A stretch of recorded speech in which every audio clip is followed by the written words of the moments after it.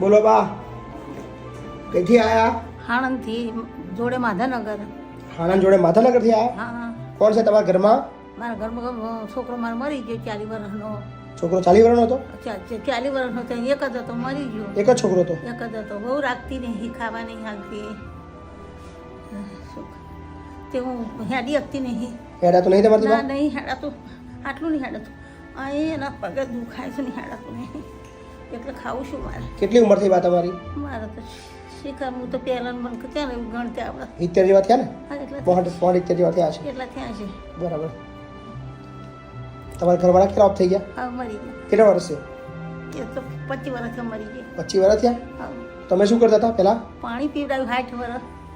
60 વર્ષ પાણી પીવડાવ્યું? વડનગર પાણી પીવડાવ્યું પર 200 રૂપિયા મહિને 200 હાલતા હતા. મહિને 200 રૂપિયા ખાલી? 200 ચાલતા હતા તો હું પાણી પીવડાવતી હતી માથે વડનગરમાં લાવીને પીવડાવતી હતી. પૈસા નથી માગતી.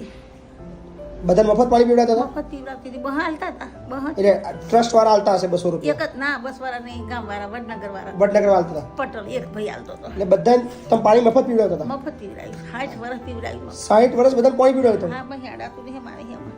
બાપરે બાપરે, બહુ સેવા કરી બા તમે તો બધા. કરી થઈ એટલી કરી પણ મારા ભાગ્યા એટલે શું કરવાનું?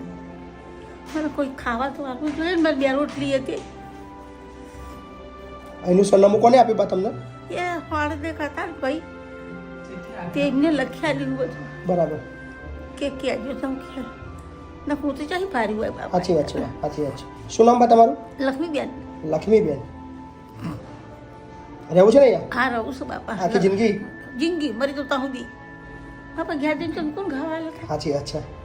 અને પૂન થશે રાવણની છોડીશું. ના ના, કોઈ ચિંતા નહીં બા. હા ને, આરામથી રહો, શાંતિથી. બરાબર, ટેન્શન ના લેશો.